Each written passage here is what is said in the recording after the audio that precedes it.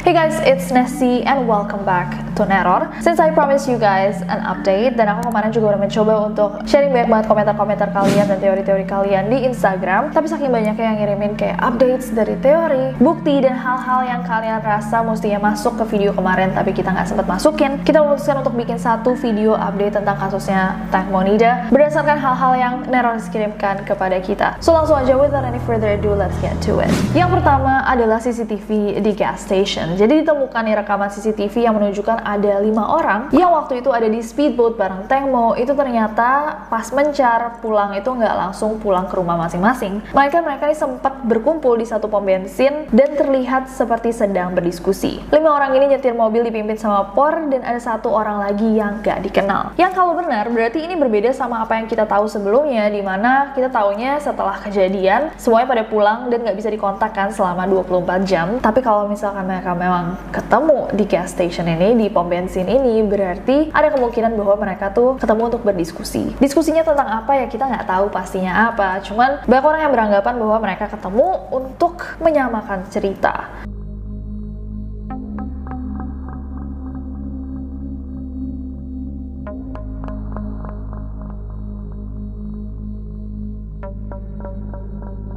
Number 2 adalah posisi duduk yang aneh. Nah, additional information. Seperti yang kita tahu, kalian pastinya ingat bahwa cerita dari para saksi adalah bahwa pada saat itu Tank Mo itu sedang pipis di belakang speedboat sambil megang kakinya Sand. Banyak orang yang lebih fokus ke fakta bahwa dia tuh lagi pakai bodysuit, dimana kayak sulit untuk pipis gitu pakai bodysuit yang bawahnya nggak bisa dibuka. Ya walaupun kita udah sempat bahas juga di video sebelumnya, itu bisa dikesampingin dikit, walaupun bakal rada awkward ya kalau misalkan dia pipisnya dengan posisi dimana dia kayak rada semi-semi jongkok sambil megang kaki temennya. Nah, tapi yang lebih aneh lagi, ternyata ditemukan bahwa di kapal tersebut itu ada pegangan di bagian belakang speedboatnya, yang berarti bahwa si Tank Mo ini bahkan nggak harus pegangan sama kakinya Sand. Kalau dia emang mau rada jongkok gitu untuk pipis, posisinya akan lebih masuk akal kalau misalkan dia pegangan sama pegangan yang ada di speedboat itu kan. Jadi dia nggak harus kayak rada, iya nggak sih? Tapi regardless posisinya ya, kalau misalkan dia emang mau jongkok pegangan sama yang pegangan di speedboat itu atau sama kakinya Sand, kembali lagi ke Tank Mo ini adalah seorang public figure. Dan dibanding orang-orang yang ada di speedboat itu, dia jatuhnya salah satu yang kayak the main star kan. Kalau misalkan dibanding yang lain, oke ada cowok-cowok kaya, terus 3 cewek, yang satu sahabatnya dia, satu manajernya, dan si bintang ini kan. Kalau kalian ingat di video sebelumnya aku sempat cerita bahwa Getik tuh cerita dia sempat pipis setelah Tank Mo itu menghilang. Kalau misalkan Getik ini dibolehkan untuk minggir dan pipis gitu diturunin, bukannya sang bintang Tank Mo ini juga bisa bilang kayak guys, saya sangat kebelet nih pada saat ini, boleh nggak minggir bentar, saya mau pipis. Dibanding dia ngide untuk pipis sendiri di belakang speedboat, di mana ada beberapa laki-laki. Dan sungai itu kan open water. Kalau kalian ingat, bahkan ada beberapa kapal yang akhirnya memberikan testimoni kan, memberikan kesaksian bahwa mereka ngelihat oh kapalnya Tank Mo itu jalannya cepat, sempat muter-muter di area, dan dengan kemungkinan itu aja bahwa mereka mungkin akan melewati kapal lain, mana mungkin seorang bintang kayak Tank Mo tuh mau pipis sembarangan gini, iya nggak? Additionally, kalau kalian ingat, semua orang di kapal itu bilang bahwa speedboatnya tuh lagi melaju sangat cepat. Bahkan sang supir tuh sempat tersentak sampai akhirnya Tank Mo itu jatuh kan, kalau dari ceritanya Sand. Nah, dengan fakta itu aja ada beberapa hal yang sangat janggal. Yang pertama, kalau misalkan Tank Mo lagi mau pipis, bukannya dia bakal bilang nih sama drivernya kayak, boleh chill dikit nggak sebentar, aku kayak bener-bener harus pipis nih di belakang gitu kan. Nggak dia ide sendiri lagi di boat yang melaju cepat memutuskan untuk buang air kecil. Yang kedua, diceritakan juga nih sama Getik bahwa dia tuh nggak mau pakai pelampung karena dia mau foto pakai bodysuitnya kan. Kalau dia mau foto pakai bodysuitnya, apakah mungkin dia memutuskan untuk pipis di open water, di perairan terbuka, di atas kapal yang melaju kencang? Bukannya ada kemungkinan dia mungkin kayak terciprat gitu sama pipisnya sendiri atau bahkan air yang ada di belakangnya. Dari video yang ada berdasarkan testimoni para saksi, kalian bisa ngelihat bahwa itu posisinya aneh banget. Just by looking at it, you can tell that it's a disaster waiting to happen. 3. Masih berhubungan sama kecepatan speedboat. Ada banyak dari kalian yang komen tentang luka yang ada di tubuhnya Tank Mo yang katanya dikarenakan propeller atau baling-baling dari speedboat tersebut. Nih kayak Vin komen, tambahan aja, jadi katanya ada ahli boat yang ngejelasin tentang orang-orang yang jatuh dari boat. Dia bilang kalau boat itu jalannya cepat, orang yang jatuh pasti tertinggal di belakang. Tapi kalau boat itu jalannya lambat, orang yang jatuh akan jatuh ke bawahnya boat dan amat sangat memungkinkan mereka terluka karena propeller. If the boat is going fast, very fast, normally the person would fall in the water and be gone. Very quick. Okay, and the action, if the boat is going slow, the engines, the propellers are turning like this. So you fall into the water, it's going to take you under the boat. So the chances are you would get cut by the propellers.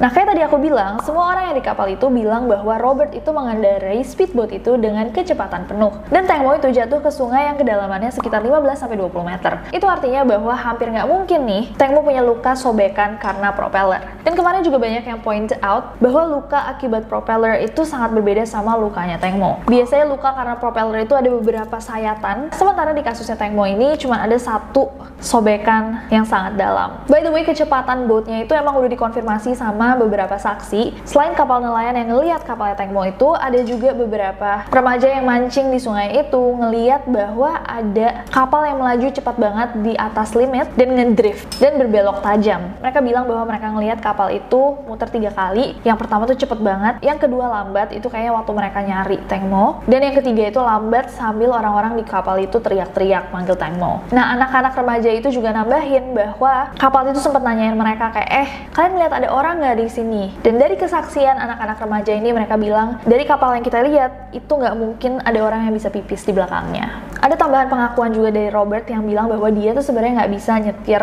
kapal, tapi dia mencoba. Ada momen dimana he jerked off the boat, jadi bener-bener kayak ngegas boatnya dengan speed 8 knots yang membuat Teng Mo itu jatuh dari sisi kiri kapal setelah dia selesai pipis dan mencoba untuk bangun. Nomor 4, luka baling-baling. Jadi pengacara Teng Mo itu yakin banget bahwa Teng Mo itu nggak jatuh dari belakang kapal. Dia yakin bahwa lukanya Teng Mo itu tidak dikarenakan baling-baling kapal, dan dia bilang kayak yang kita bilang, kalau kapalnya lambat mungkin aja dia bakal tertarik ke bawah kapal, tapi kalau misalkan kapalnya cepat, mestinya dia kelempar jatuh jauh di belakang kapal. Next ada chatnya Gatik sama pria misterius. Jadi katanya ditemukan nih, ada chatnya Gatik sama orang yang tidak dikenal. Ini adalah terjemahan yang aku bacain. Jadi Gatik bilang, halo, terima kasih banyak telah membantu. Sama-sama, kata orang itu. Kamu sudah selesai berbicara sama pengacara kan? Gatik bilang, sudah. Tentang gaji pengacara, biar aku saja yang mengurusnya. Gatik bilang, terima kasih banyak. Dan seperti yang aku katakan, katakan semua yang sebenarnya kepada pengacara. Lalu Gatik membalas, aku sudah memberitahunya semua. Tapi teman-temanku memaksaku. Aku tidak tahu harus membuat apa. Mereka ingin mengatakan sesuatu yang sama atau selaras. Itu salahku yang menerima pekerjaan seperti itu. Dan poin ini kayak yang paling penting, itu salahku yang menerima pekerjaan seperti itu. Nah, bagian yang paling bawah ini, I'm sure kebanyakan dari kalian juga udah mencari tahu. Jadi, salah satu teori yang terbesar adalah bahwa malam itu, mereka nggak naik boat itu hanya untuk sekedar makan malam, melainkan melakukan pekerjaan yang dibook oleh Gatik untuk Teng Mo. Dimana Teng Mo itu harus menjadi teman kencan dari seorang tamu VVIP. Ini adalah teori yang berhubungan sama apa yang dikatakan sama ibunya Teng Mo, bahwa anaknya tuh akan dijual gitu pada malam itu. Temuan berikutnya adalah bahwa ternyata Teng Mo sama Gatik itu sempat bertengkar sebelum kejadian ini. Nah, dikatakan bahwa mereka ini bertengkar karena Teng Mo ini berniat untuk menggantikan Gatik dengan salah satu sahabatnya, Anna, sebagai manajernya. Dilansir dari Komchatlook Online, katanya Gatik tuh ngomong, what would I eat? You only give me 6,000 baht. What would I eat if I don't have jobs? Aku makan apa? Kamu cuma ngasih aku 6.000 baht, itu sekitar 200 US dollars, jadi sekitar 3 juta rupiah. Aku makan apa kalau misalnya kamu nggak ngasih aku kerjaan? Terus Teng Mo bilang, you can work, kamu bisa kerja. You want me to pamper you for the rest of your life? Kau mau aku manja untuk seumur hidupmu? Gitu. Terus katanya mereka berantem besar gitu. Next adalah teori tambahan bahwa Teng Mo itu sempat diberikan obat-obatan. Jadi ada sebuah video nih yang diduga tuh menunjukkan momen dimana salah satu cowok yang ada di speedboat itu sedang bertransaksi narkotika yang mungkin akan diberikan kepada Teng Mo. Nah, tapi yang satu ini masih dugaan, belum ada kepastian dan belum terbukti kebenaran dari video tersebut. Next adalah CCTV Teng Mo dibuang. Ini adalah satu CCTV yang menggemparkan semua media sosial dan kita untuk 2 hari terakhir. Itu mencoba untuk mencari sumber dari CCTV ini. Basically ada sebuah rekaman CCTV yang tersebar di internet yang diduga merupakan rekaman di saat Tang Mo ini jatuh dari kapal. Nah, video ini rame banget di medsos di Indonesia. Terlebih ini karena ditayangkan di berita gitu. Tapi setelah didengerin sama editor Neror yang bisa bahasa Thailand, di berita itu pun dikatakan bahwa mereka belum yakin juga bahwa ini adalah CCTV asli dari kejadian. Jadi mereka juga menayangkan apa yang dirumorkan sebagai footage dari kejadian. Ada juga nih satu politisi bernama T yang bersaksi bahwa dia tuh punya footage asli pas Tang Mo dilempar ke air.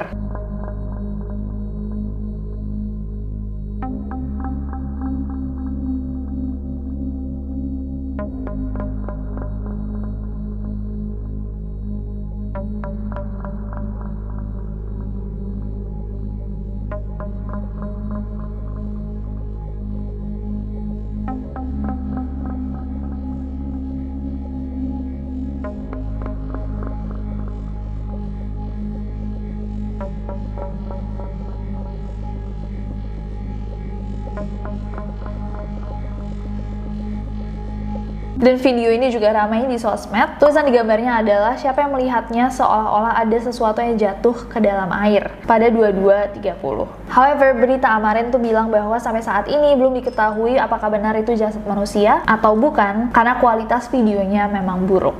Anucha, seseorang yang emang berada di sekitar lokasi, itu tidak melihat ada yang jatuh, tapi dia emang sempat ngedenger ada suara kaget dan suara ketawa perempuan dari speedboat itu. Next adalah kejanggalan atas speedboat yang berbeda. Orang-orang yang mencari keadilan untuk kasus Tang Mo ini sadar bahwa ada perbedaan antara speedboat yang ada di rekaman CCTV dengan yang ada di laporan berita atau boat yang digunakan untuk reka adegan. Kalau kalian lihat railings di jendela boatnya itu beda warnanya. Kalau kalian lihat dua foto ini, kalian bisa membedakan warna dan bentuk dari jendela yang ada di dua speedboat ini. Ditambah lagi orang-orang sadar bahwa boat yang dipakai Tang Mo itu ada stereo sistemnya, tapi speedboat yang buat reka adegan nggak ada. Next ada baling-baling yang berbeda.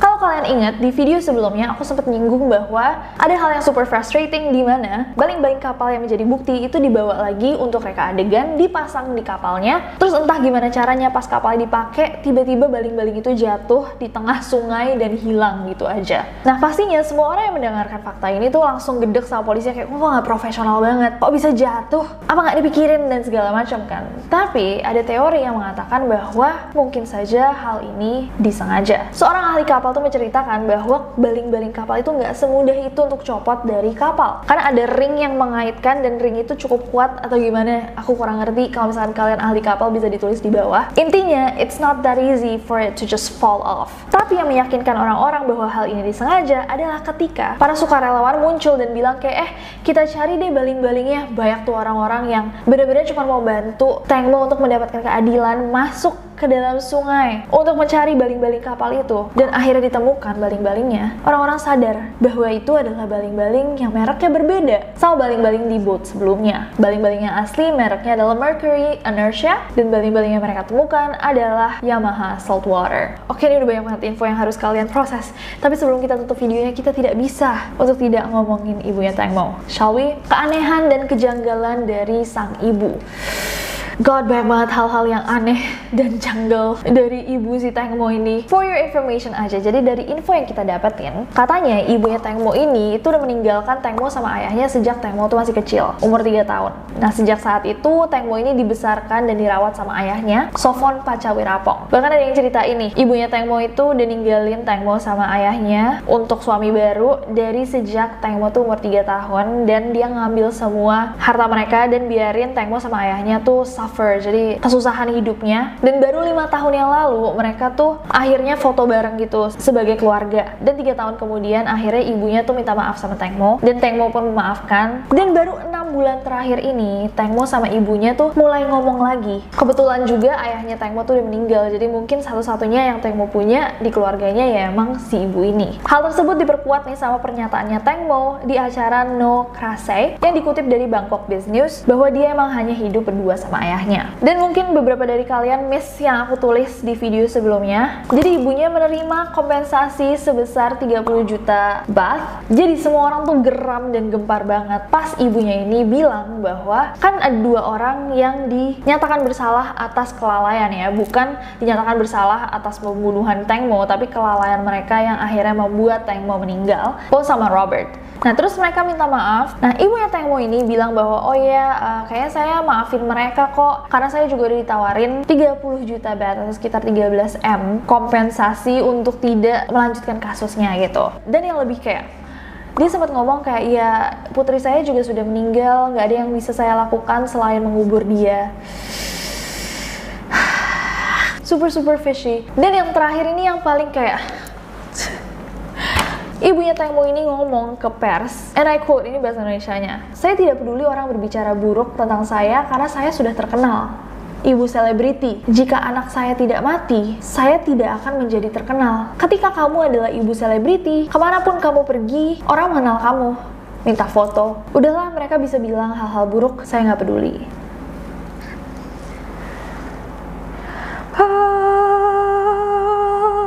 So itu so far adalah update-update. Yang penting nanti kalau misalkan ada tambahan, aku bakal share mungkin antara di Instagram atau Twitter aku. So make sure you guys just follow me on Instagram or Twitter if you want @NasyJudge. Gampang banget, nama aku aja. Dan please tulis tambahan di bawah kalau misalkan ada hal-hal yang aku miss. Keep the discussion going. Dan kemarin banyak banget aku ngeliat komentar-komentar juga dari Thailand yang bilang bahwa karena ini mendapatkan international press yang cukup besar, dimana kayak misalkan kita di Indonesia ngomongin, di tempat-tempat lain juga diomongin, semakin ada pressure untuk pemerintah Thailand dan kepolisian di sana untuk menindaklanjuti kasus yang satu ini. Gimana menurut kalian? Apakah kalian percaya sama orang-orang di sekitar ini? Apakah kalian percaya sama testimoni para saksi? Apakah kalian percaya sama ibunya Teng Mo? Coba komen di bawah. Apakah kalian percaya ini hanyalah kecelakaan? Dan komen down below whatever you want. Anyways, aku bakal share kalau misalkan aku menemukan update-update lainnya. Make sure kalian subscribe ke channel ini dan nyalain notification biar kalian tahu kalau misalkan aku upload video baru, karena aku gak sabar untuk ketemu kalian lagi. Bye-bye!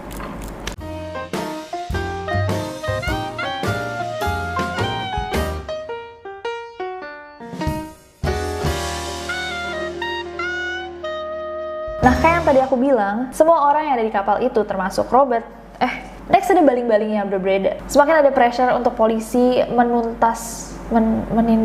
menindaklanjuti. Semakin ada pressure untuk polisi Thailand untuk menindaklanjuti